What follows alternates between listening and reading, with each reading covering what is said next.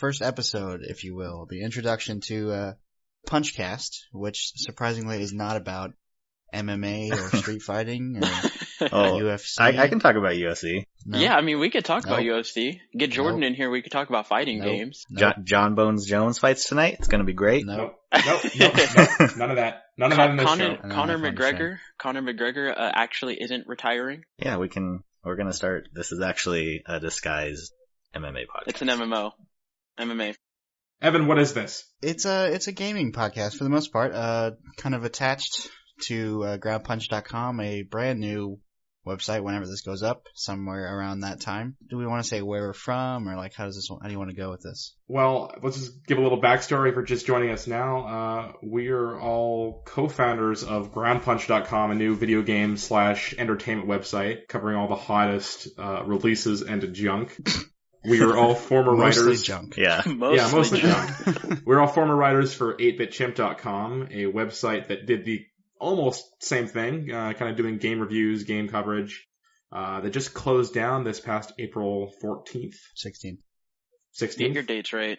So yeah, we're all That's from us, there, yeah. and we've branched out and started our own site. And unfortunately, the former founder of 8BitChimp, Noah Todd, is not joining us in this new venture, but we've got all of the core staff from 8BitChimp coming over on this new website. So we're going to see how this goes. Hopefully, you'll stick around for the ride, listener. It probably won't suck.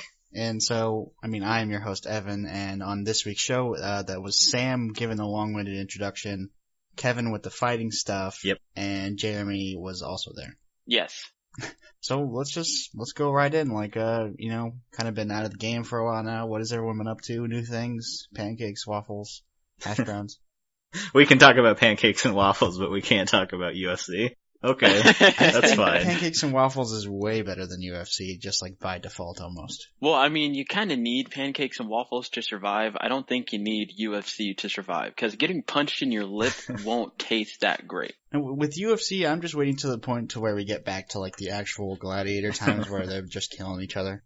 It's gonna happen. Yeah, you know what? I'll watch that too, because I hate UFC the way it is right now. All these fucking tap-out wearing motherfuckers with their big wife-beating heroes. Like all the MMA fighters I'm aware of, I just know of them because they beat up their girlfriends or wives or whatever. It's not necessarily true. That's not true at all. That's just my I don't know pretty big generalization there. That's my perception of MMA, UFC, and there's Ronda Rousey, but and then there's UFC, and then there's Ronda Rousey. They're just two she's not a good things. actor. She or whatever. sucks at everything. I don't like her at all. So Kevin, what have you been playing lately? Anything fun? You've been up to stuff? Yeah, obviously doing a ton of design stuff for the site is what I've been up to. The absolute most, I'm gonna say, I don't know, I haven't been playing a ton lately. Obviously went through Dark Souls. I don't know how far I am through Dark Souls 2. I'm about to fight that giant fatty down past the poison place. You know what I'm talking? Yeah, Dark Souls 2. It's real specific. I'm sure you know exactly what that is, Evan. I don't know if I do know what you're talking about. The giant, abomination fat dude past, you Poison go down place. into, the really dark place where you have to light all the candles in Dark Souls 2. I think you're, in the well. I'm pretty sure. Oh, okay, yeah, I know where you are. Did you fight the Royal Rat Authority yet? The what The now? big dog. Oh, yeah. Yeah, the big dog guy. Past that, what is the place after that? If you're listening right now and you haven't played Dark Souls 2, I'm sorry. I'm with you. This is the Dark Souls 2 Power Minute with Evan. I don't remember. You fight that guy who, he tries to fight you in the dark, but if you're smart, you can light the oil lamps, on each side, and then you see him. Is there I think any it's way past we that, can move on? and then you go. The Lost Sinner, right? I guess. I don't know. That's like the kind of, it's like a prisoner down there, and you gotta light the two side things, and you get light in there. Yes, you kill him. I don't know. Dark Souls 2 is definitely a lot more confusing than... It's so confusing. Yeah. There's 48 bosses in the game, and nothing makes sense. Just design-wise, it's confusing. There's this great illustration someone made, I think they posted it on Twitter, visual representations of each of the games. And it's essentially it's 4 huge branching paths. And I can appreciate all the things that Dark Souls 3 did and kind of not making it easier, but it's a lot. It definitely guides you forward a lot more than Dark Souls 2. Dark Souls 2 is here's a town, go whatever direction you think is the right way. You may go the right way, but probably not. Yeah, there's kind of 2 different directions you can go immediately, and one is like, I don't know, 2/8 that way. And this one is the very beginning, but you could also turn a rotunda thing and go an entirely different direction. Oh, I don't even think I've done that yet, actually. No, yeah, I don't think you would. Wait a second.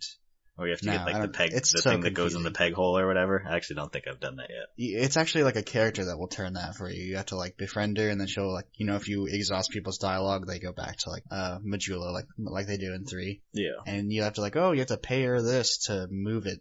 Like Yeah. it just kind of rotates and opens a different door. I think I did that the very first time I played on PS3, but I don't think I did it when I played on PS4 the first time. But yeah, I hate both of you so much right now. There's so much Dark Souls talk. Every fiber of my being. We've even talked about 3. we're gonna go get John Murray on here, and he can just talk about Dark Souls 3. for days. But yeah, besides that, the other big thing that I've been playing is Star Fox Zero, which is Oh, okay, we can move on. no, I just want to say it's garbage. I'll say it first for all No, the actually, listeners. I'm really curious because I've seen some reviews, I've read some people's thoughts, and a lot of people like it, but they hate the fucking idiocy of using the the motion controls of the gamepad because that's your second screen. How do you feel about that? Does it work for you? Does it make it a little harder? No, I definitely hate the controls. Cause I want to say like 3/4 through playing through like once. Sure. It's just super weird, and I'm going to write something about it. First off, I want to say I'm the only person who plays Nintendo stuff really, so everyone else hates me. But I'm about 3/4 through. That's just for the listeners so that they know that we're going to talk about Nintendo hardly ever. No, wait, that's not true. It's not that no one hates you or everyone hates Nintendo here. It's just that Nintendo's dumb because Nintendo's worth hating. They deserve it. Well, now, It's nothing. real quick, I want the Wii U. I really do. But they're going to announce a new console. I don't want to be dumb, get the Wii U, them come out with a new console and be like, well, I just wasted $350 or whatever, and there's this new console now. Great. So I'm going to wait and see what they do next first before I jump in on the Nintendo hype. Cause I already have a 3DS and I feel dumb because the new Nintendo 3DS came out. Yeah. So I'm gonna wait. Yeah, but anyway, back to Star Fox Zero. Yeah, I don't like it. Nostalgia kind of won me over because Star Fox 64 on N64 was like one of the first really big games I remember playing. It was just like that and GoldenEye were like the two first games we got for our N64, and those kind of like defined what I played the most growing up. That and Smash, obviously, especially on Nintendo. And nostalgia kind of won over because I was like, I don't want to get it because I played it at E3 and I hated the controls back then. But I was like, little, like whatever, 7-year-old Kevin would want to play this. And I don't like it at all. So why do you not like it? Is it just the controls? Well, first or off, is the it controls, everything I else? hate them. It does give you the option to turn off The motion controls controls? sometimes, Yeah. but sometimes you Oh. have to use them. And then Wow. it just kind of gets wonky. Cause essentially like you So- hold the trigger. I don't quite understand. So I'm not super familiar with what this game is. Yeah. I know I've seen screenshots. It just looks like Star Fox 64 to me. Yeah. What's like the elevator pitch for this game? Star Fox 64 with the shitty motion controls. It's, Why did they call it Star Fox Zero? Is it like remastered or something? yeah, it's weird cause like, I know they said it was like inspired by like 64, but it's just this really weird thing, and I'm gonna write about it cause obviously Ratchet and Clank just came out on PS4, and that's kind of like a reimagining of their first game, but it does things, in so many better ways, and obviously reception for that has been huge. Star Fox 64 did the same thing. It takes like similar stages and like similar setup, and it changes some things, and there's some different vehicles. But if you played 64, you'll recognize like the same stages, and I'm like, this is like what I played, like however long. So are the graphics at least up? They're better than they were at E3, but they're still not great. Like it just, the whole game overall, like it feels like if it had been a launch title for the Wii U when they were like, oh, here's this gamepad and you can use it for motion controls and there's a second screen experience, it may have maybe I would have been able to deal with it more because it would have been like this new thing and like, oh, motion controls, that's kind of cute. Oh, look, a second cockpit screen. Yeah, that's cute. But it being at the end of the Wii U's life cycle, and this is besides Zelda Wii U, this is one of the last big things, and it's not a good thing at all. That's so so sad. I have a question. What do you think would have made Star Fox Zero better? I mean, besides design decisions in terms of levels, in terms of graphics, in terms of polygon counts, et cetera, et cetera. Do you think it's just the controls that ruin it, or is it just the fact that you're kind of retreading same stages and that's too familiar? Is it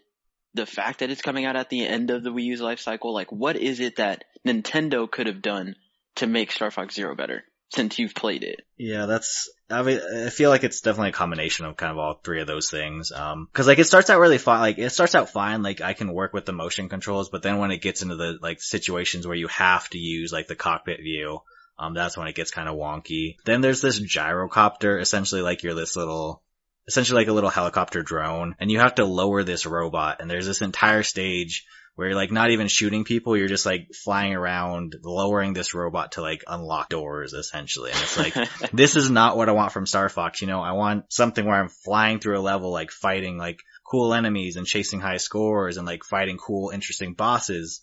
And there is a little bit of that, but it's like definitely bogged down by like, I have to use these motion controls. Here's a stage where I'm in this dumb gyrocopter. It's just bizarre because obviously like Ratchet and Clank, like I said, that just came out, and not that they're like the same genre at all, but they definitely took similar approaches to, here's this old game, we're going to make it current.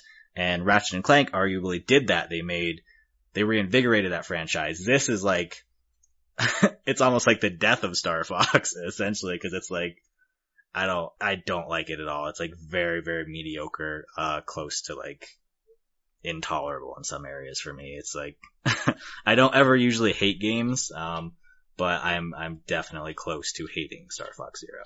Oh, wow. But yeah, besides that definitely, pretty trash. Yeah, some graphic design stuff for the site. Someone else talk now. Star Fox hasn't been good since it came out on the 64. Like, they've just been mostly bad games. Remember those GameCube games? Oh boy, those were so that GameCube game, Star Fox Adventures, I actually liked it. I thought it was fine. What? Yeah. It's probably because you were a kid and you just didn't know what good games were. I mean, it might be that. I'm sure if I go back. Well, see, the problem is, it's hard to compare a game, that came out in maybe 2000, like early 2000s to a game that came out in fucking 2016. Like, that's really hard to compare. And game development has advanced so much in the past decade that looking back at a game like Star Fox Adventures, it would be hard to say, yeah, this is just an absolutely atrocious game, because of how it was when it came out. So I don't know. I can't necessarily say if playing it now I think it's bad, or I don't know, maybe it was because I was just some dumb kid playing some dumb games thinking they were great when they were probably really dumb, but I liked it. I had fun with it. Like Nikhil, people don't know he used to write for 8-Bit Chimp. He asked me on Twitter because I was posting about it. I was like, honestly, you're better off like just buying Star Fox 64 on 3DS if you have a 3DS. Like, save your money, play that. It's going to be more enjoyable. Obviously, it's just support of the N64 version, but it's a better game. So this week, I have not been able to play a lot of games for a few reasons. One, I've been busy trying to get this website that hopefully, dear listener, you have now seen and maybe gotten this episode off of. That's the dream, at least. So I've been spending a lot of time, the free time I have had, at least, to do video game type things, working on that. But the other thing that's been on my way, and it's not a bad thing at all, we have our family visiting from across the country all this last week. So I've been trying to spend most of my time doing that. And there have been plenty of video games, but they have not mostly been new video games or anything like that.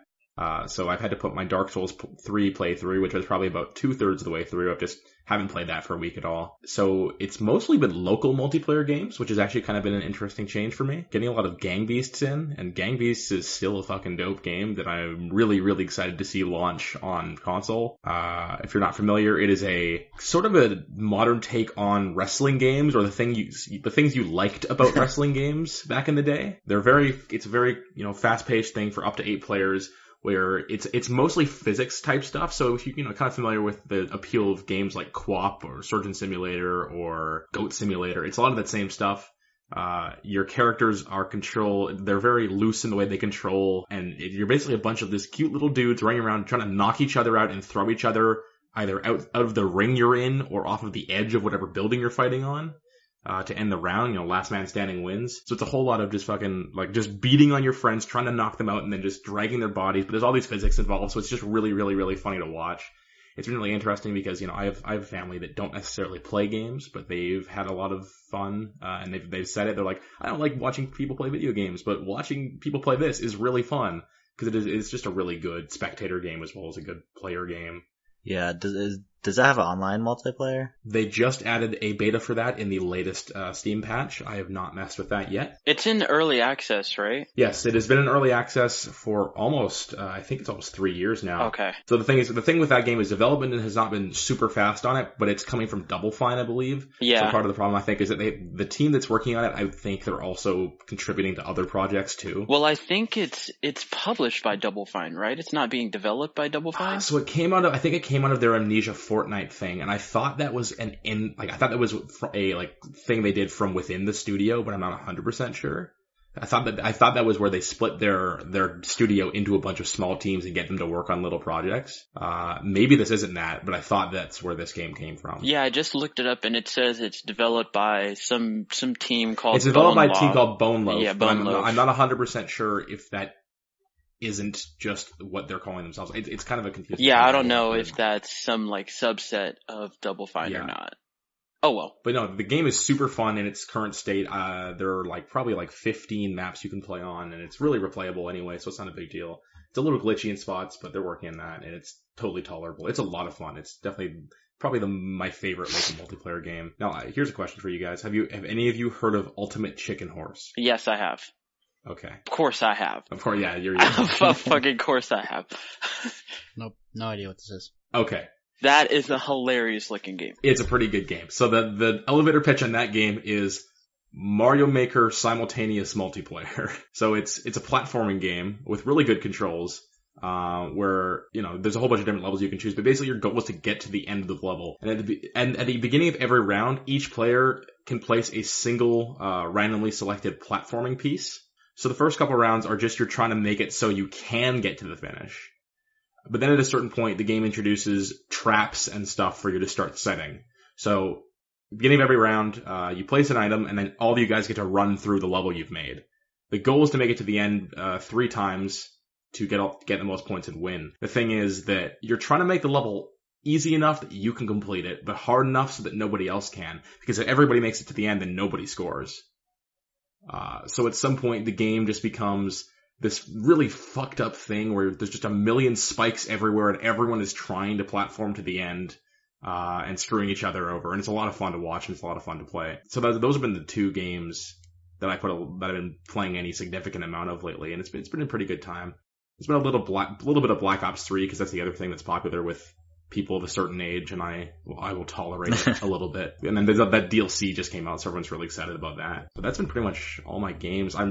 As soon as this show's done, I'm going to go play the Mirror's Edge beta, because that's the other thing I'm really interested in checking out. I played that. Has anyone else played that? Nope. No, Okay. I really want to. Tell me about it. Is it good? I need to know.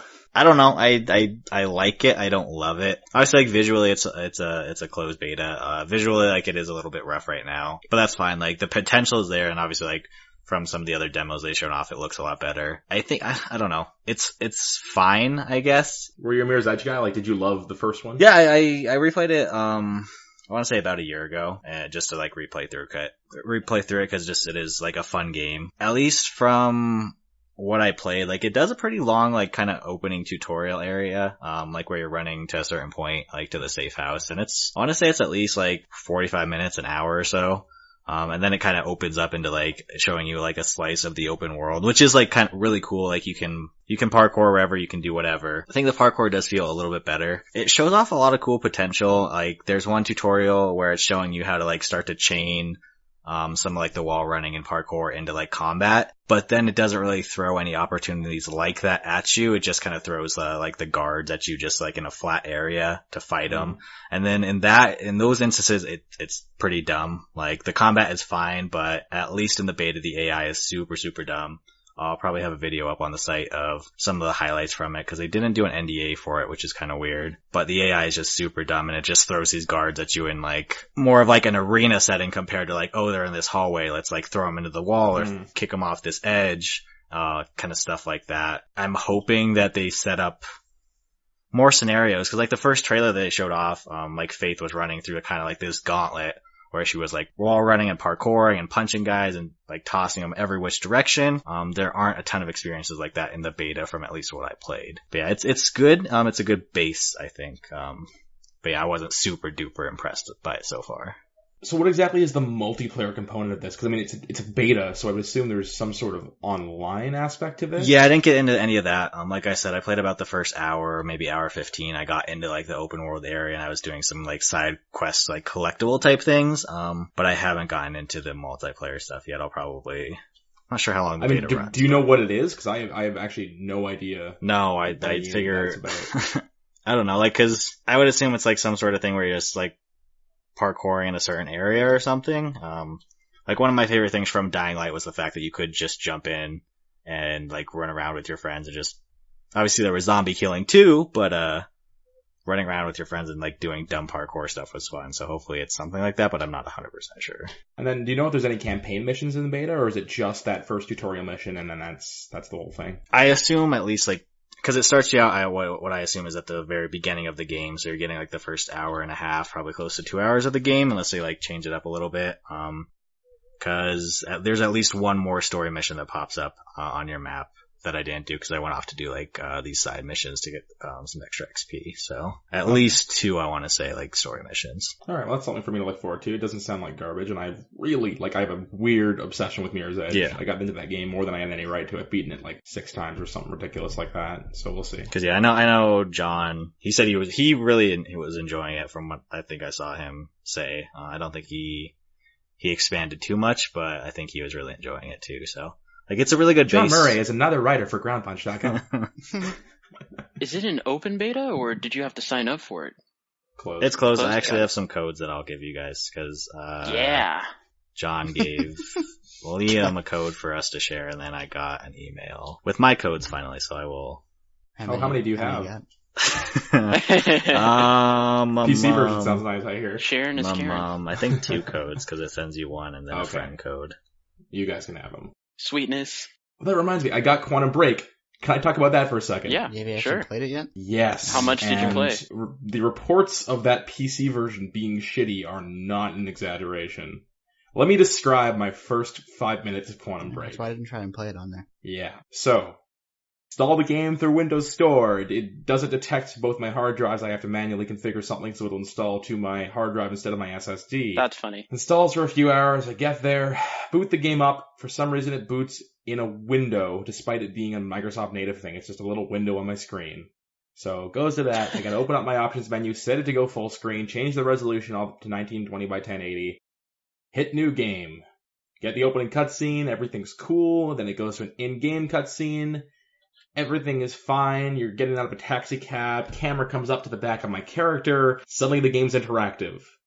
Every 2 steps I take, most of the textures flicker to black. This continues happening. Everywhere I look, if I move the camera, I'm just getting the worst graphics card artifacting I've seen in a game before, like, ever. I have the latest, drivers for my video card that were supposed to fix AMD Quantum Break problems, but that did not happen. So just everywhere I go, it's just black stuff. Also, the frame rate is like 15 at lowest settings. The game looks like trash and is performing like trash, despite being a game designed for hardware. You know, Xbox One, my PC is definitely better than that by a long shot, and it's just running like shit.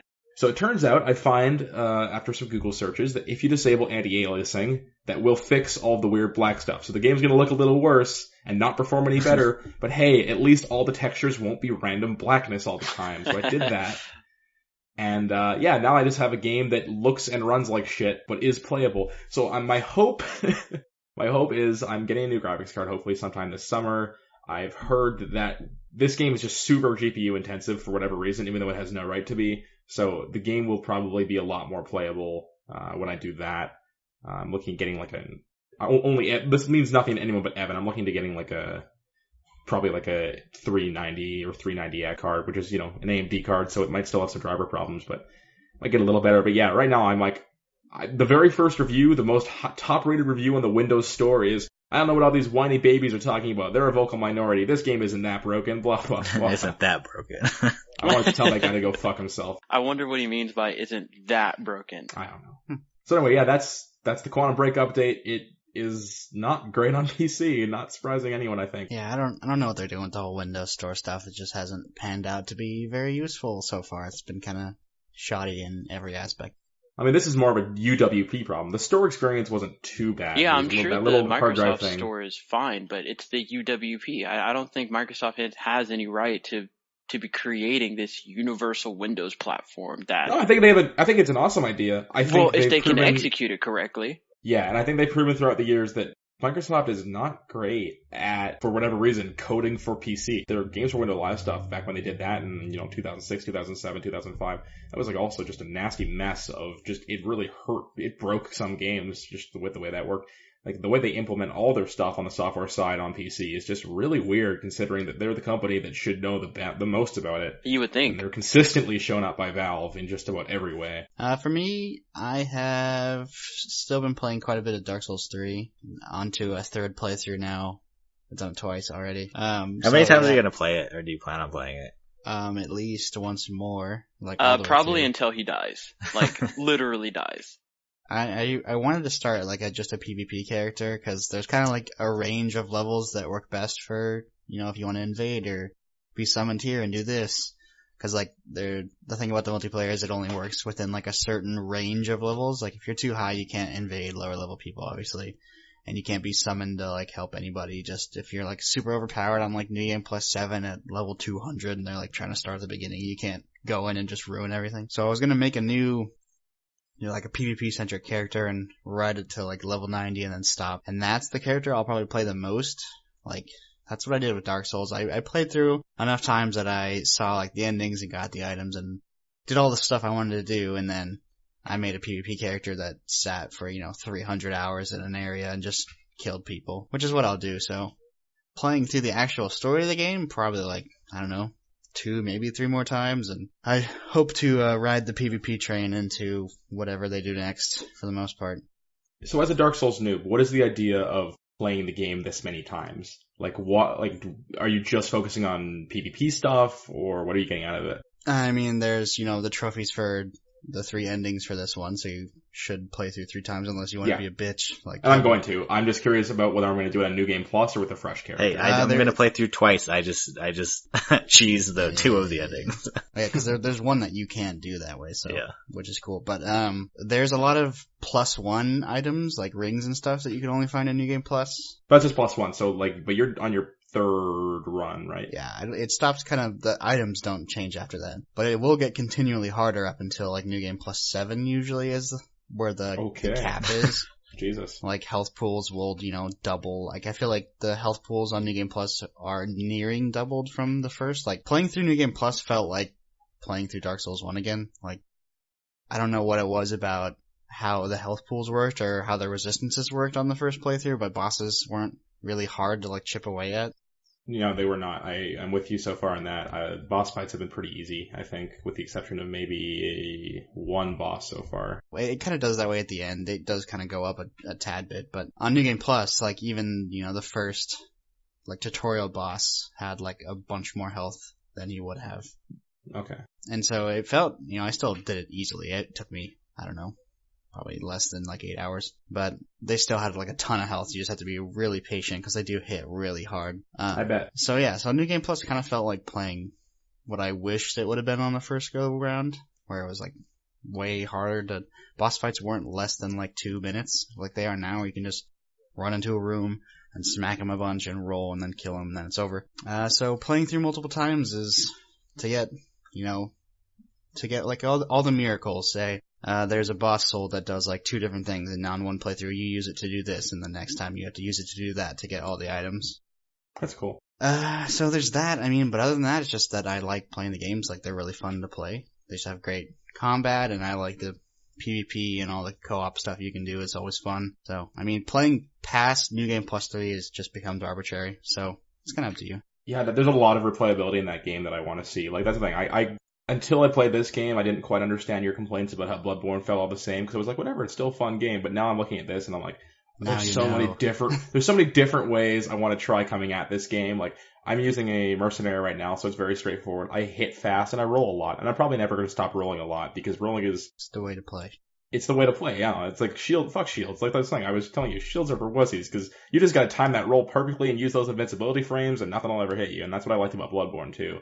I don't like being forced to kind of parry and block if I don't want to. Hey, blocking is a fine way to play, and I got blocking, through and I have used blocking. just fine. There are certain bosses and enemies that has been the best way to fight them. But yeah, like I don't know, I like the reflex based stuff versus the more tactics based stuff, like. Because shielding generally isn't as much of a timing thing as it is a remembering to do it thing. It's also how much stamina you have before you get and lost. stamina, imagine. No, I completely agree that I played the wussy way, but I beat the game, so that's what I was. I know, and happy with. that was just a joke that I made, and Evan was like, "No, you fucking idiots, the other way around." I'm like, "No, I like rolls." No, you were talking about parrying was for like noobs, and I was like, no.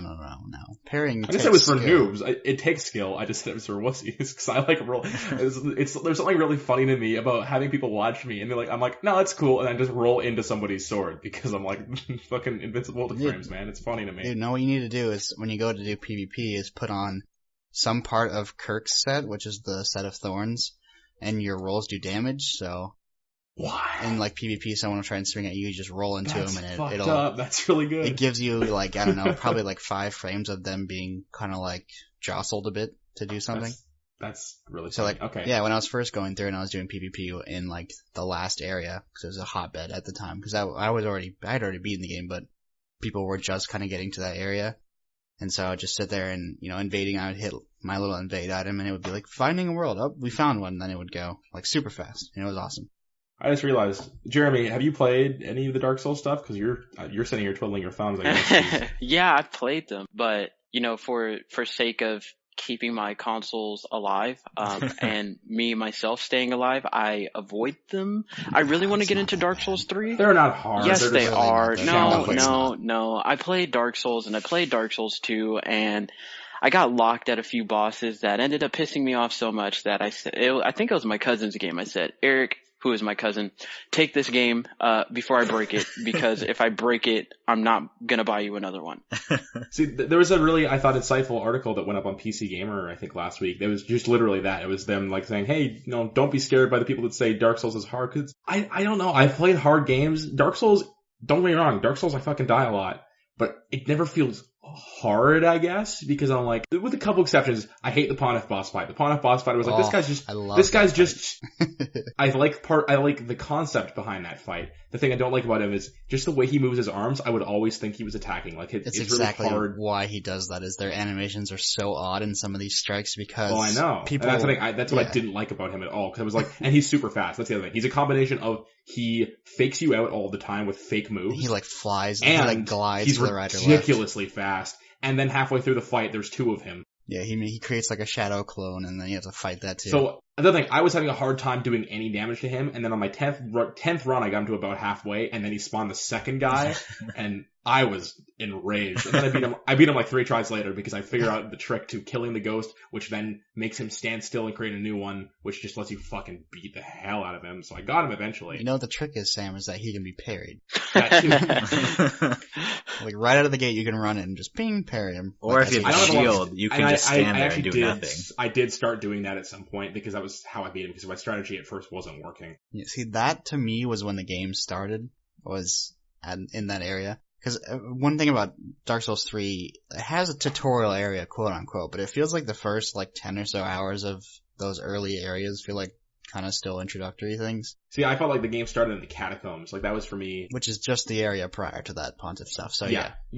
The catacombs is like, I'm like, all right, this all of a sudden, this is the difficulty spike here is just, it's huge. It's a goddamn cliff. It's weird, yeah. So I could see that being a turn off, but yeah, and then we're totally going back and making my argument sound bad to Jeremy that this game isn't. It's not hard at all. No, I'm not saying that it's a bad game or that it's just unfairly hard, because it is a difficult game, and there are those people who enjoy those difficult games, like you, Evan. I guess you're, I don't know, sadistic or some kind of masochist or something, that you just revel in this pain, which is fine. That's all great.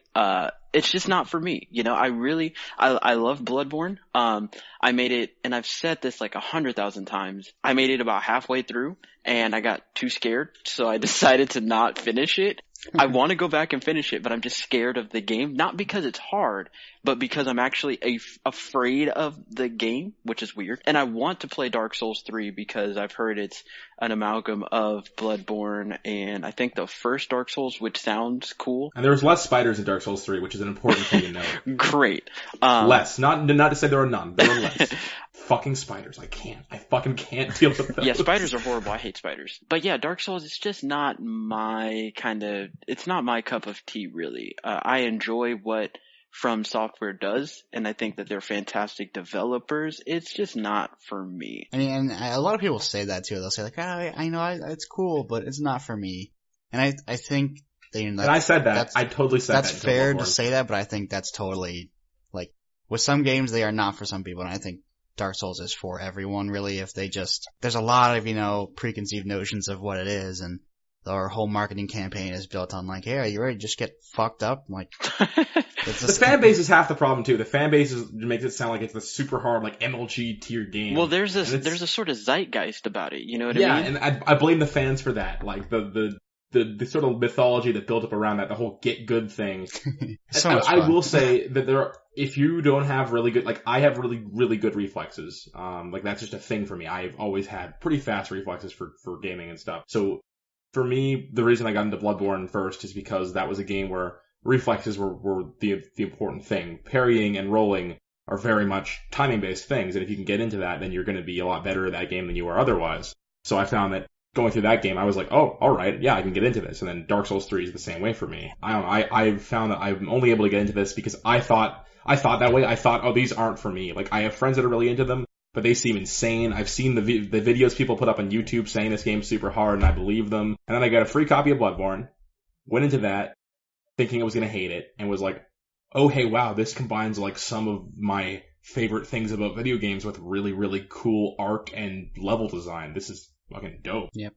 I don't know. I've fallen in love with this thing, and I'm like, standing up, preaching to the pulpit, being like, hey, like, everyone play this. This is actually really cool. Maybe one day I'll play it. And I mean, like, especially with Bloodborne's, giant explosion in popularity really quick, with people that, weren't Souls players and stuff. Then, turn around, Dark Souls 3 has a ton of new players. Like, the community is bigger than ever.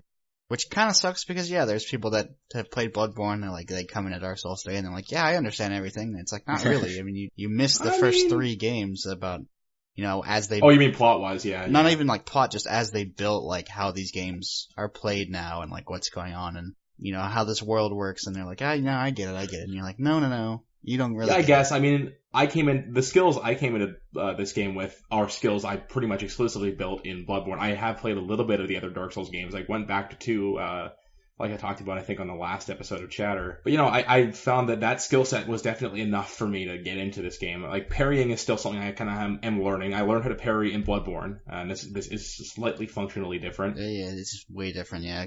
But, I mean, it's the same concept. It's still, you time something on the left side of your controller, and it stagger a dude. So, in that sense, it's the same. But yeah, no, definitely the timing is different, and the concept is different because the shield and the gun, whatever else. But I've definitely found, if you got through Bloodborne, okay, you know how to roll, you know how to swing a sword, you can use that and beat Dark Souls 3 for sure. Yeah, and then someone will come in with more knowledge of, because, Bloodborne, someone will invade your ass and teach you that you're bad. Part of my problem was that it felt so constrained, like, just how it played. With, there's like, 12 weapons or some shit in that game, and in Dark Souls 3 there's probably like 60 just melee alone, and some of them do crazy things now with the weapon arts, which are fun and different, and they add some kind of cool, layers of flavor to combat from time to time, and someone will come in with, that set of thorns, and you're like, they're rolling into you, and you're like, why am I dying? And you're like, I don't understand what's happening. And you're like, oh, his armor's covered in spikes, and it hurts me when I get hit by it. Or like, why is this katana building this meter, and then your health goes away because you just got bled by like a katana set? My character looks so fucking homeless, by the way. my armor set is like rags, and then I'm wearing the skull mask, and my character has long hair, so I just look so raggedy. I occasionally see phantoms of other players looking all snazzy, and I have a lot of armor sets. I just like the stats on mine. So it's like, I just go through the game looking like a homeless person. I like to maybe just at some point say fuck it and just play Fashion Souls and that's wear what it's all whatever I think about. looks good. That's what it's all But about. for now, I like the stats on my stuff. That was the thing that, you know, it was especially awesome in Dark Souls 2 because there were so many items in Dark Souls 2, that the fashion is what it's all about, really. Like, there was one fight, I think, in my first playthrough where I built some resistances for, I can't remember who it was exactly, but, you know, and then you look like a crazy street vampire homeless person with like, I'm wearing the top set of, this nice, like, gown, I'm wearing a crown, and then some nice, you know, leather boots with weird cut up pants, and you're like, nothing makes sense anymore. But then you get some awesome fashion, and you're like, stats, who even gives a shit? I'll look awesome. That's what it's all about, really, is coming in, you invade somebody and you look super badass, and they might kill you because you suck, but you looked awesome doing it. Yeah, that's definitely one thing that I appreciated, like, especially when you get towards the end, like, once you find, like, all the ashes, like, there's tons of, like, awesome armor and awesome stuff, compared to, like, Bloodborne, where it's like, man. Oh, here's a Scarecrow Halloween costume, here's a different Scarecrow Halloween costume. Yeah, that was a game where I found a weapon, like, 5 hours in, and I found a top piece that I was like, cool, and then that was 80 hours. Like, and with this one, I did play through a significant chunk with one weapon just cause, you know, you get comfortable with the moveset and you find out it works really well. It scales really well with your stats. You're like, no, I'm gonna use this. And then eventually you like start getting some crazy stuff, and it's kind of just now happening where in like the kind of the PvP circles that people are trying out new weapons with new things and finding out like, oh, this really works really well against this, and you know, this guy has really heavy armor, then using something curved or like a whip or something crazy like will break through that armor defense real easy. So it's just now happening. It's gonna happen more with like, I'll watch a stream of like one of the guys who's like really big in the Dark Souls community, and he's using some sword I've never seen before. Whereas in Bloodborne, I saw everything, you know, in 5 hours. So real quick, because we've been going to the Souls chat a long time, and I feel bad for Jeremy. Jeremy. It's a great game. I know, it is a fantastic game. Jeremy, I'm just curious, video games for you. You know? I assume you played something, right? You're the indie man. The indie man. The man of indies. You know, actually, I haven't been playing too much. I beat the Banner Saga 2. Is that good? Should I play it? Yes. Okay. It looks gorgeous. Did you play the Banner Saga?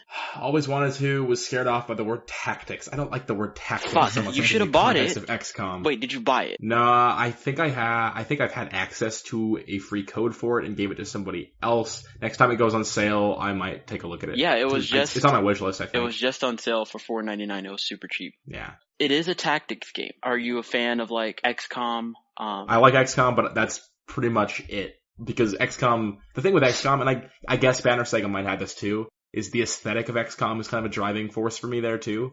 Like, because all the combat looks badass, I will tolerate it. And it's kind of like, you know, the metaphor there is, hey, there's guns. And I'm like, oh cool, I know those. So, and I guess the ability system there too is also just, it's not as deep as, sure. So, it's hard to sell people on this game if they're not a fan of tactics games. And I myself, I'm not a big fan of tactics games either. I played Final Fantasy Tactics growing up on the Game Boy Advance, I believe. Or maybe it was just the Game Boy. No, I think it was the Advance. Anyway, I liked it, but, you know, it came out super, like, when I was really young, and I was like, I don't understand this shit. This is too boring. I don't want to play this dumb shit. And ever since then, and playing turn-based games growing up, and sort of being turned off by the inactivity of turn-based games, I was like, I don't really want to do this. I played the Banner Saga, and what really drew me into the Banner Saga after playing it was the story. So when I first played the Banner Saga, it was like the first hour or so, I was like, man, I'm so bored. Nothing is fucking happening. I don't want to play this game, but damn it, I have to play it for a review. So okay, fine. But the story gets really good. There's some excellent writing in the Banner Saga. All the characters are believable. Unfortunately, there's no voice acting. Well, sorry, there's very little voice acting, which sucks, because the voice acting that does come up is so damn good. The art style is fantastic. It looks like Don Bluth drew it. And for those of you who don't know, he drew art for Disney. So there's that. It looks fantastic. The combat actually is pretty cool looking. A lot of the animations are pretty spot on, and they do have a sort of impact. You can feel the impact of them, which is nice. The strategy elements of the game too are also pretty interesting. But anyway, I played the Banner Saga 2 and I loved it, obviously, because I'm a sucker for the Banner Saga after finishing the Banner Saga. Beat that, and then I played a little bit of this game called Discourse, which is by Alchemy Labs. They did Job Simulator and Jack Lumber. Okay. Oh yeah, I think I've heard about that one. Yeah. I played a little bit of that. I like it. It's pretty good. It has this paper aesthetic reminiscent of like a Paper Mario, but with the Americana design of the Flame and the Flood, which is really cool. So I've been playing that. I bought Persona 4 Golden on Vita because it was $9.89. It was on sale, which is awesome. Haven't played it yet though. So the biggest thing I played was Banner Saga. I got the Elite console, so I have the Elite controller, which is nice. And I was playing Halo 5 because I got Halo 5. I fucking suck, which is unfortunate. Evan will teach you. Yeah, right. But What am I teaching? I just suck at Halo 5. Well, I'm really good at Halo 5. Well, thanks. I love that. I love that contrast. Yeah, I suck. Oh, I'm really good at Halo 5. No, I got it because I got the Elite controller and I wanted something to experience the breadth of the customization, because the customization on that controller is nuts. So I played the Doom beta with it, and the Doom beta was fine with the Elite controller. I played Black Ops 3 and Halo 5 with it. But unfortunately, I think I just now suck at shooters because I've been playing so many other types of games that I'm just garbage. But something's like, come on, Jeremy, come back and play another shooter. But I'm like, I don't want to play another shooter because I suck. I don't want to play this. So I might go back and play it some more, either Black Ops 3 or Halo 5 to experiment with the customizations of the Elite. But other than Banner Saga, Halo 5, Black Ops, and Discourse, which I barely dabbled in after beating the Banner Saga 2, nothing really. All right. Cool. I mean, moving on. Not a lot has been happening lately. PAX is going on right now. So there's kind of stuff going on there. Not a whole lot really, but Borderlands 3 confirmed, although that was kind of obvious. Right? Yeah, obviously. I mean, I just wish that they weren't making stupid Battleborn and they just kind of jump right into Borderlands 3. 2 million people played the beta, so that's a lot of people. Whoop-de-doo. It's a free beta, though. I bet you a quarter of them enjoyed it. That's the thing, it's a free beta. Like, I feel like it's unfair to be like, yeah, check it out. So many people are interested in this game. It's like, well, maybe, 2 million people tried that game and really. Yeah, my brother did exactly what I did. He downloaded it. I played the closed alpha. He downloaded the open beta. Played it for half an hour. I was like, fuck this. Deleted it. Yeah, I'm not super big on that. That seems like a common response to that game. I thought it was fine. Oh, okay, Mr. Devil's Advocate over there. I mean, that's the thing though, is like, these type of games, while this one does have like the story thing, the longevity will really be dictated by how many people keep playing the online stuff, and if there's not a giant pool of people, it'll eventually just kind of fizzle sooner Well, rather I than think later. I think the problem with it is it feels too much like, or it's trying to be another Borderlands, because you have the jokes, you have the crude humor, and it all just falls flat. Like, I was laughing because I was embarrassed about myself laughing because the jokes weren't funny. Whereas Borderlands was actually funny in a lot of moments. And then you have Blizzard, and I mean, like, why are you going up against Blizzard? I mean, Blizzard's not bulletproof by any Well, means. no, of course not. But Blizzard, But I think, reception to Overwatch has been pretty high compared to kind of feelings towards Battleborn. And Blizzard definitely has, I think, a better hand in this sort of genre than Gearbox does. Yeah, I mean, Overwatch is, it was kind of, I feel like it happened a little bit first before Bloodborne really figured out what the hell it wanted to be. Battleborn. Whatever. Did I say Bloodborne? Yes. And Overwatch has been in like a closed beta that doesn't have like an NDA and stuff, so it's been streamed on Twitch for a really long time now. People really know what it is, and it's coming out soonish, and they have an open beta that I know a lot of people are going to try, and that'll really be, decide whether or not they like it. But yeah, like out of the two, I'd rather play Overwatch probably. Like I tried the closed alpha as well, and I was not impressed. Ouch. I feel the same. Yeah, it's not good. It's just not good. It's just not good. Yeah, I want Borderlands 3. Yeah, I'm sad because when I played it at like E3 and like GameSpot Manager Conference, like I enjoyed it, but then I don't know. It's a really kind of unpopular opinion, but I look at Gearbox and I love Borderlands. I love all the Borderlands games, but look at everything else they've ever developed, and it's really not impressive. I guess they did, what's it, Brothers in Arms? Was that the other series they did? Because those were good games.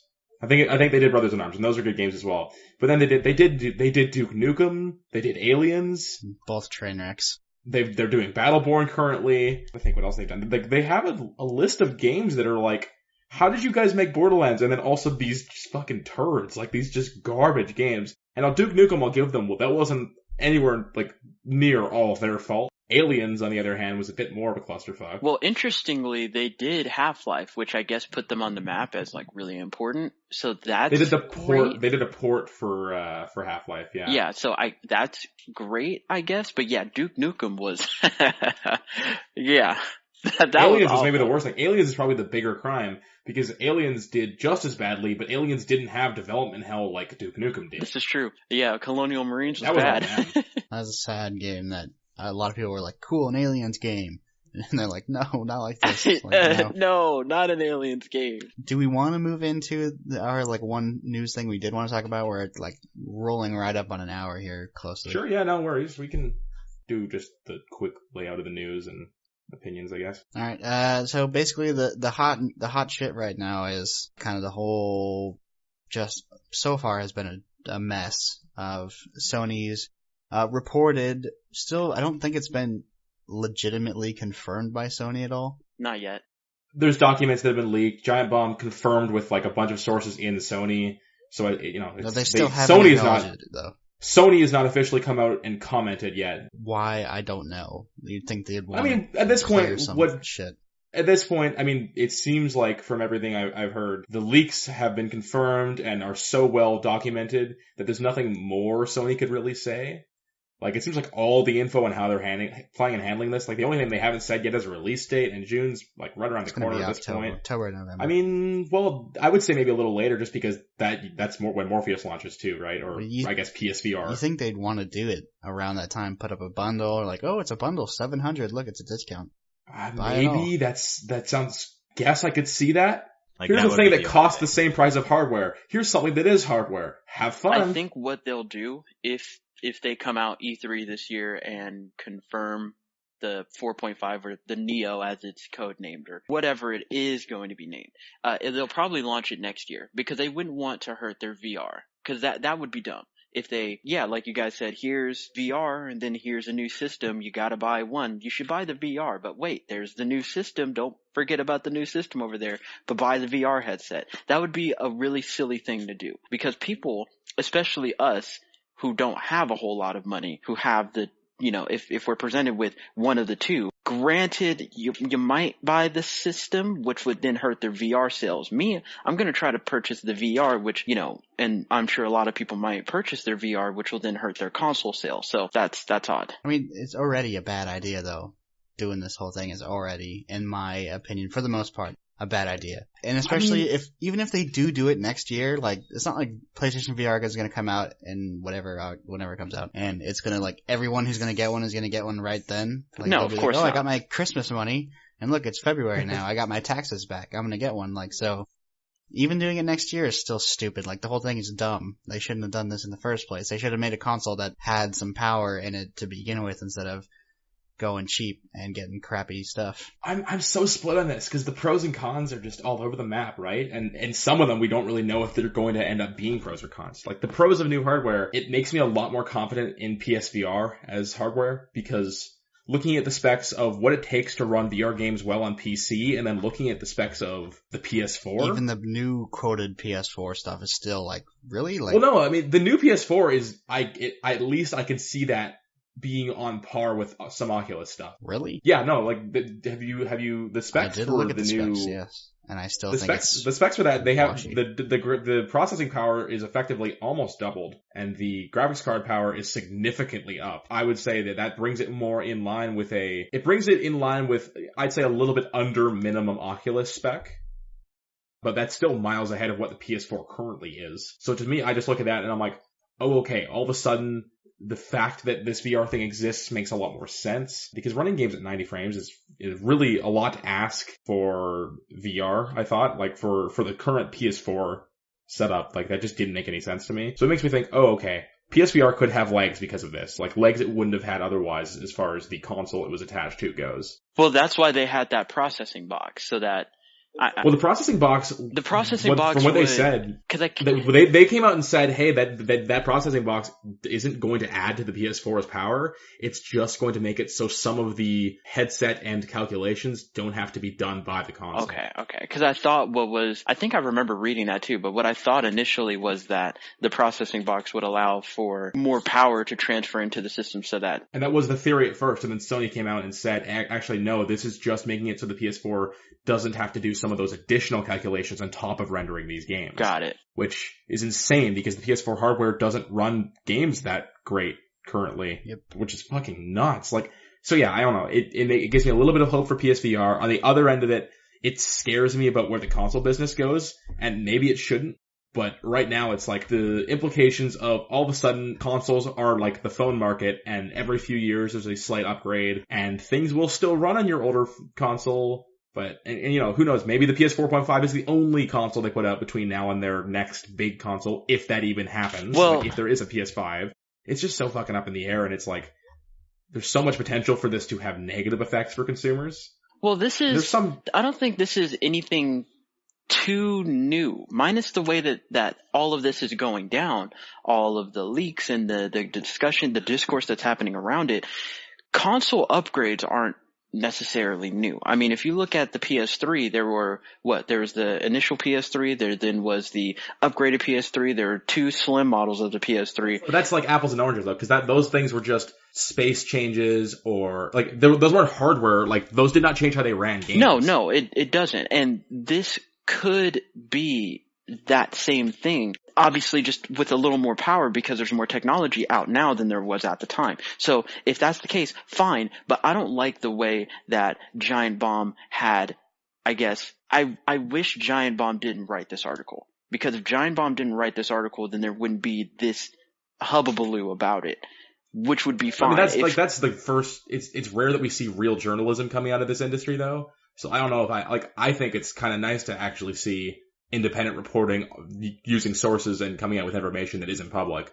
Like, I don't know, like to me that's them doing their job. Well, yeah, that's them doing their job, but at the same time, that's also them creating. I mean, I feel like and I'm not going to say... They don't work for Sony. Like, they don't really and I'm not saying that it's their fault specifically, but because they released this information, granted on their own take with their own opinion most likely embedded in it, because I myself haven't read the article, but I've seen bits of it. It's pretty straightforward. It is really informational, yeah. There's not a lot of like, and I think this. It's like straight up like, hey, these are the new specs. They have like a table of, hey, look, it has 8 cores at 1.6 and 8 cores at 2.1 and this and, games. Like, I don't think they were in the wrong, or they shouldn't have done this at all. I think they're doing their job and they do it well, and I think it was totally fine of them to do this. Like, it wasn't like they broke some story about that this was happening. Like, people had known this was happening for a long time. And I agree with Jeremy. Yeah, that's Jeremy, I will not say what I'm I agree saying. with what you're saying though. Like, I do agree.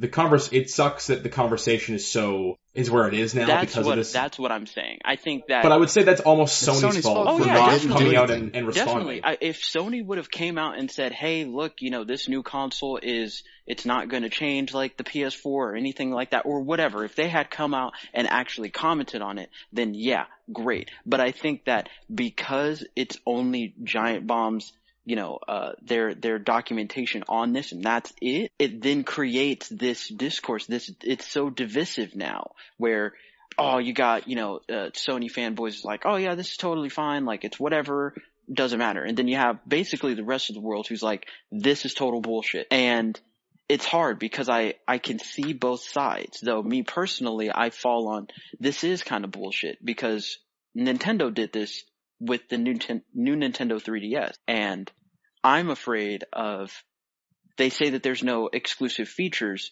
with the Neo and whatever, but running games at 60 frames per second on the Neo, because of the Neo mode, where games would only run at 30 frames per second on the PS4, that's an exclusive feature.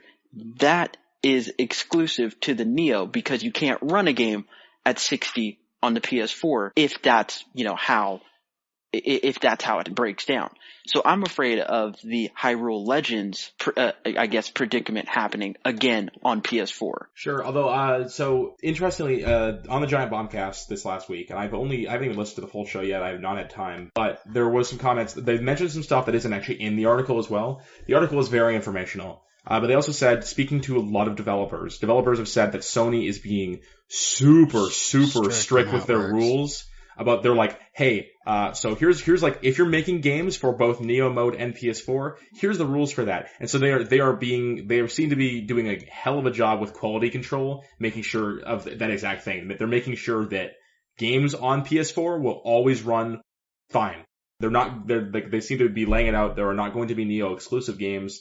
There are not going to be games that run better, like they will run better on Neo. They're not allowed to run worse on Neo, which is actually kind of an interesting thing. They pointed out that it's kind of Just Cause 3 was an interesting game. I would like to take a look at that maybe, but because it was kind of a thing of, hey, you're not allowed to make your games on Neo run any slower than the PS4 version, because he wanted to say just up the visual fidelity by a shit ton, but maybe that hurt performance a little bit. Right. Yeah, Sony's like, hey, you're not allowed to do that. And Sony's also saying, the games have to be playable, completely playable, not like Hyrule Warriors playable on base PS4. So if they stick to that, and Sony's got a pretty good track record of, if nothing else, doing what they say for the most part, even when what they say is ridiculous, they do tend to stick to it. So I would hope, and whatever. If they don't, there will probably be a lot of consumer response to that that's really negative. So I have faith in that sense. The thing I'm most scared of is just, what does this do to how consoles are sold and how the mainstream market understands consoles? Because right now it's, hey, every 5 to 8 years, there is a new box. It will run everything better. It was going to cost about this much. Have fun. And now it looks like we're leaving that, because there's all those Xbox rumors last month too, and it's all the same thing. It's, hey, we're kind of maybe thinking of making this a little bit more moddable, and you can maybe swap some stuff out and make it run a little better. It's just like, what the fuck is happening right now?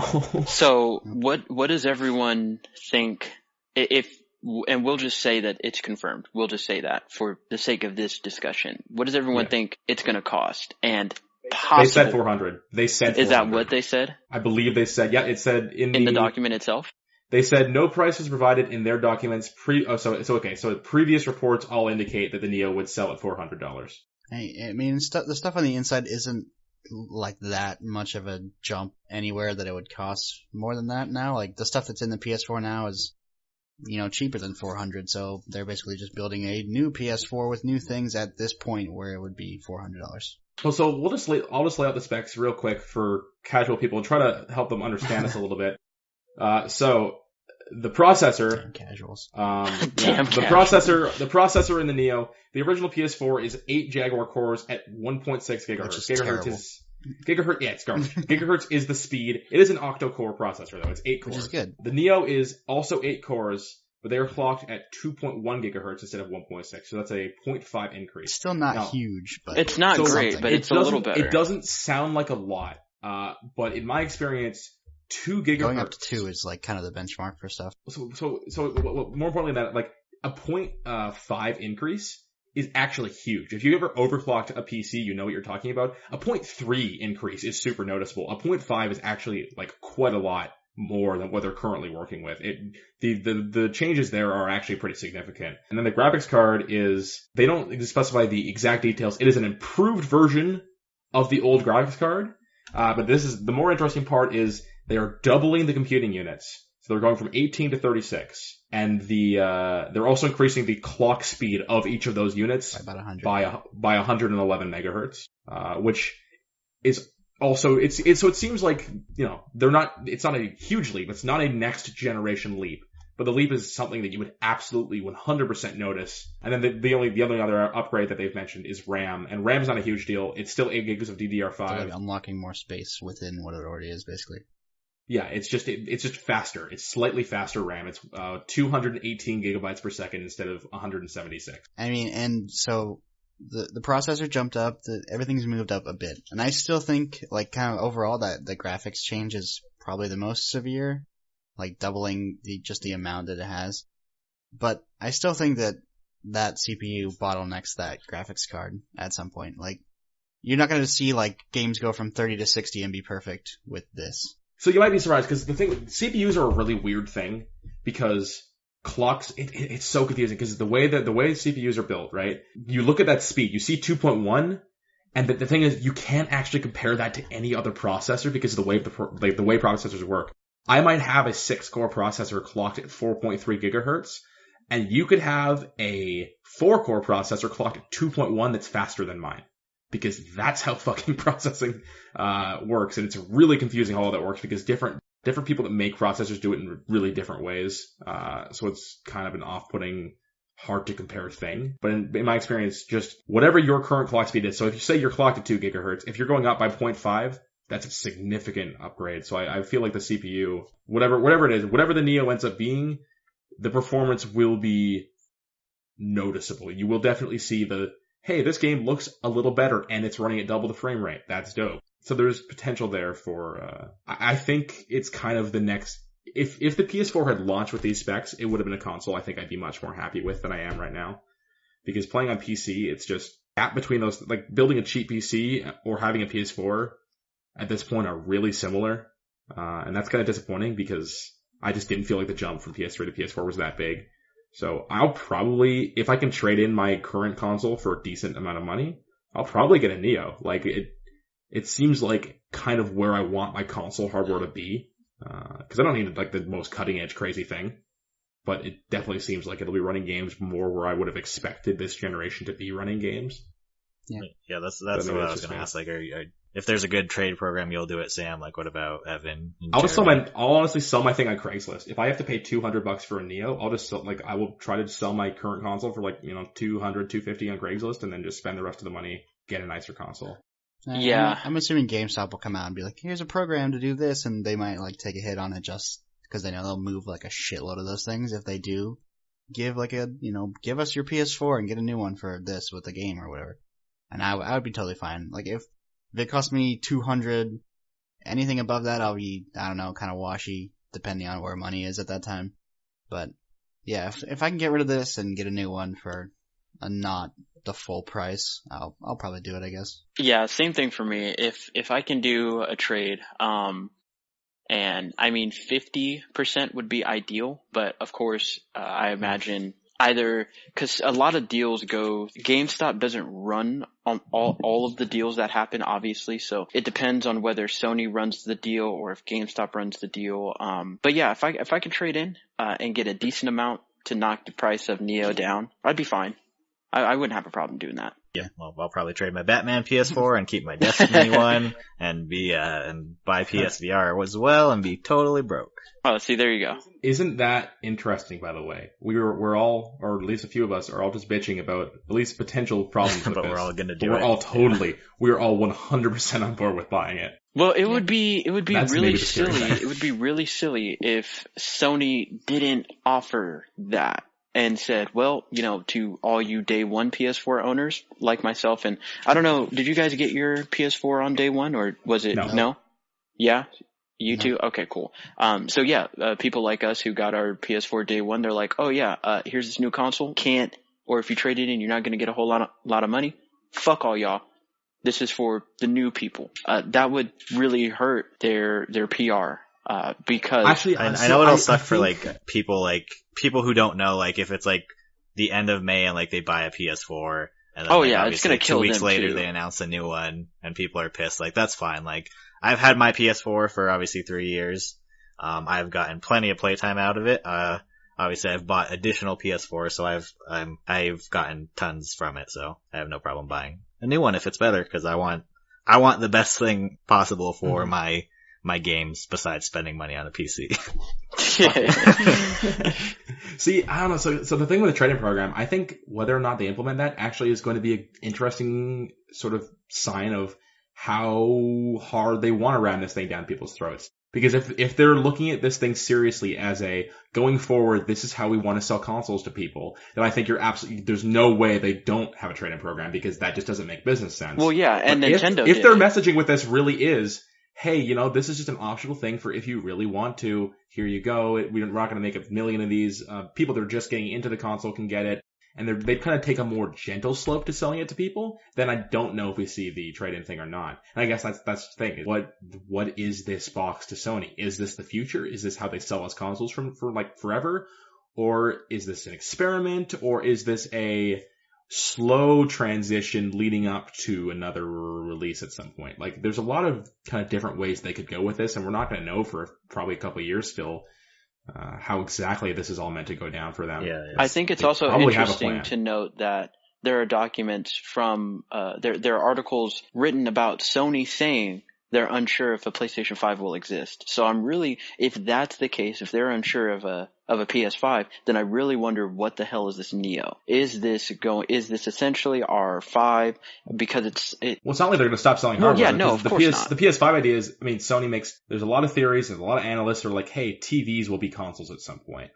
And, you know, Sony being a TV manufacturer, you could see that happening at some point as well, maybe. I mean, I don't know if that's the world I want to live in, but that has been a theory that has gone around for the last few years or so, just with analysts looking at console sales and looking at the way these companies are conducting themselves and being like, hey, yeah, so the console industry probably won't exist the way it is for much longer. I don't know what I want. Well, I was just saying, I just think it's interesting that Sony is unsure of another PlayStation console.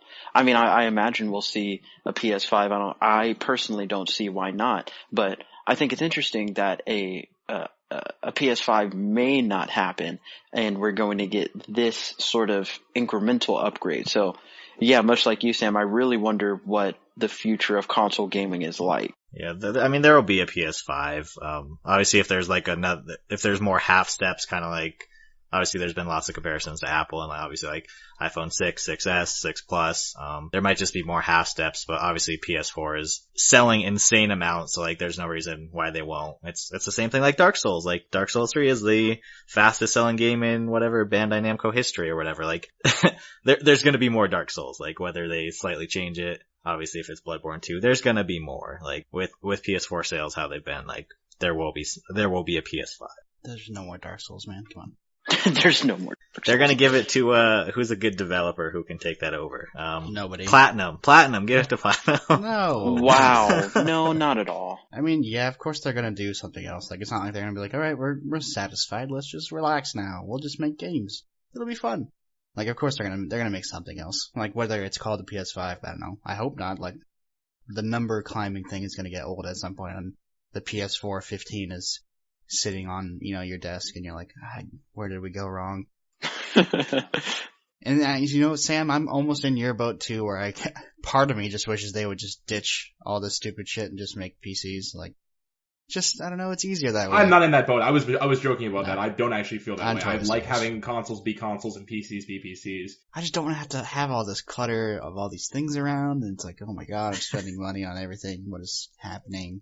I mean, at that point, you should just go just go with PC. Yeah, I mean, for you. You won't get Uncharted 5, you won't get Last of Us 2, you won't get Halo 6. Actually, you might. That's the deciding factor for me, is if the next Halo is a PC game, I'll get rid of my Xbox. But yeah, I don't know. The PC is definitely becoming more enticing, because that's the thing. This generation, there's kind of been a disappointing number of good, worthwhile console exclusives on both sides.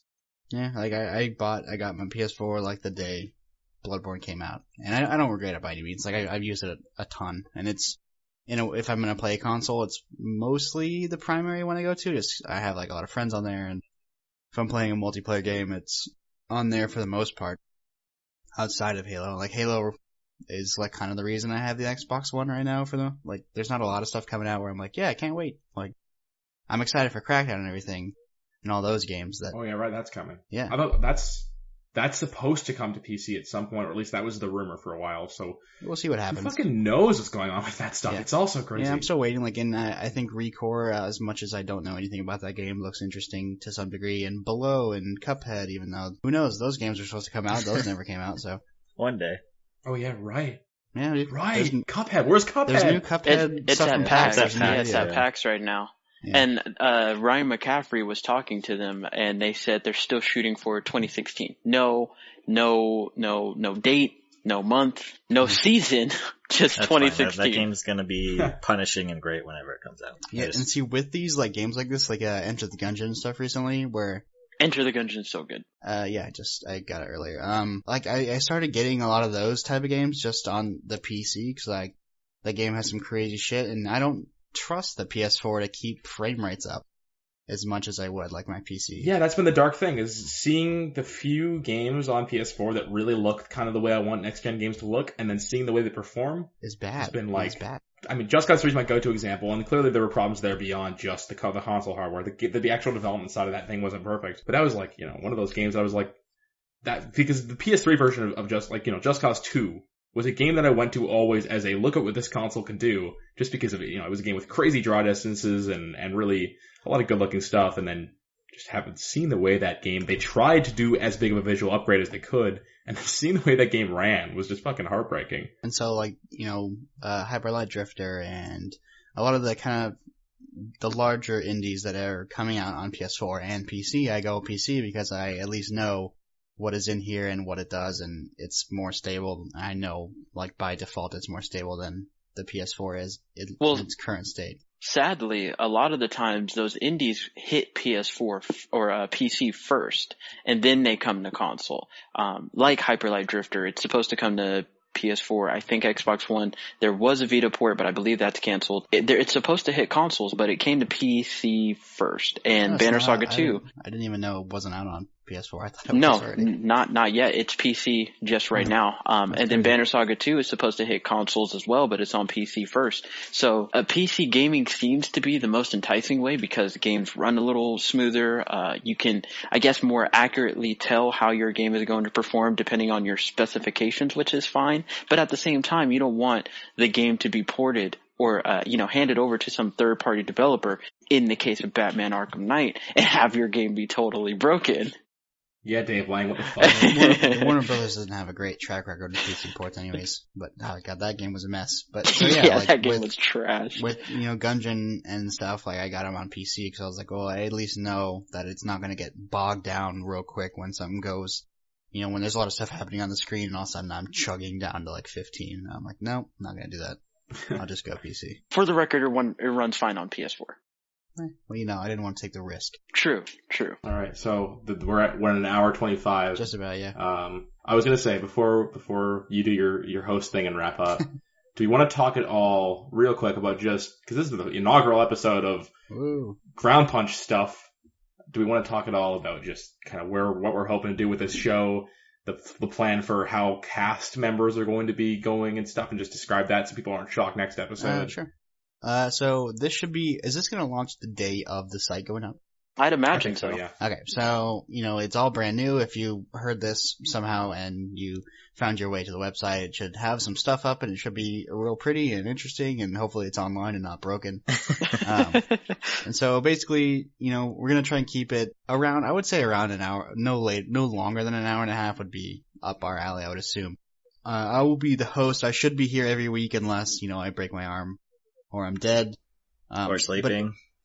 Yeah. Hashtag let Sam host. Bring it back. If I get this new job or these new jobs, whatever, I should be always available at this time. But I should be here every week, and the other 3 chairs should be, at least mostly semi-rotating. Kind of depends on schedules and who's available that week. Yeah. But next week we should have at least 2 different people, I would assume. I don't know. Maybe 3. Yeah, we're trying to keep the show to a 4-man maximum. We find that'll hopefully keep conversation a little bit tighter. A little bit more conversational. Yeah, no one feels left out. They're just sitting there on the 5th chair like, hey, yeah, we have a team of, groundpunch.com is launching with a team of 9 writers, myself included. I think at least 8 of us are interested in participating in the show from time to time, so we're going to be swapping out. Evan is going to be consistently the host of this show with his gorgeous physique and voice. Yeah, I can't say face since we don't see him. So yeah, hopefully everything goes well. Let us know how you feel about the show. We might at some point try setting up some way for listeners, provided we have any, to communicate with us. I would love that, yeah. That would be fucking awesome if we actually could get some participation from the audience. I have yet to set that kind of thing up. I'm still finicking, messing around with email addresses and that kind of thing for the site, getting everything up and running. We don't exist currently, so it's not, the end of the world. We kind of exist. Our domain name exists. But we've not put it out there to anyone. I recently sent a picture of somebody who was like, I was making fun of him because he was trying to hire for his own gaming site. And I just sent him a fucking screenshot of ours with all of the words censored. So Yeah, well, yep, so we should be up this day, should be frequently. We might do some other shows, depending on if people are interested. We have the time and the willpower. Oh, we're gonna talk about TV. We're gonna talk about goddamn Gotta TV. get the anime talking, bro. I've been pining to talk about all these shows. I'm like, Dude, I know. I watched all of Mr. Robot this past 2-3 days. I gotta do that still. Oh my god. It's so good. I have all these It's thoughts really and feelings about television and movies, and I used to have an outlet That's coming, to talk guys. about these. So that's coming, listeners. There will be a TV themed that's at least for podcast. sure, yeah, basically. This will stay our flagship video game podcast, I think, for the time being. I don't think it's going anywhere. The site will hopefully be around for a while. We have things in place to keep this site from suddenly disappearing the way our last one did. We're shutting down. Disintegrating. We have a team of people all working very hard on this. So we look forward to hopefully being able to provide people with content that they like. Cool. All right. Well, let's roll out. You know what? Let's all just leave. Let's all just leave. No outro. We're not going to do an outro this time. No, we will. So I was your host, Evan. With me was Kevin, Jeremy, and Sam. Yes, We were all sir. here hanging out. Go ahead and check out the site. Go over to groundpunch.com. Social media should be up: Twitter, blog, Facebook, Periscope, LinkedIn, I'll Periscope, Ooh. sure. Snapchat. What's the Pinterest? Vine. Yeah, Pinterest. MySpace. Google Tumblr. Plus. That was a peach. Yeah, was the thing. Tumblr. We'll probably have a Mitomo. Oh, dude, that'd be tight. Tinder, OkCupid. Tinder. Damn, you beat me. Kristen Mingle. Christian what's Mingle. the farmers one? Yeah, That's a farmer good one. single or whatever. Farmers Meet. I can't believe all these sites exist too. Like none of that was made up. These are all real. collegehumor.com/users/ BuzzFeed. Yep, Ground we'll Punch. have a BuzzFeed, of course. Clickhole. Wow. Oh man, I love Clickhole. It's probably one of my favorite websites. We're going to be copying and pasting all of our content to an IGN blog. Dude, huh? Well, alright, well, so thanks for hanging out for, a nice hour and a half of just nonsense for the most part. Look forward to seeing everybody next week. Peace.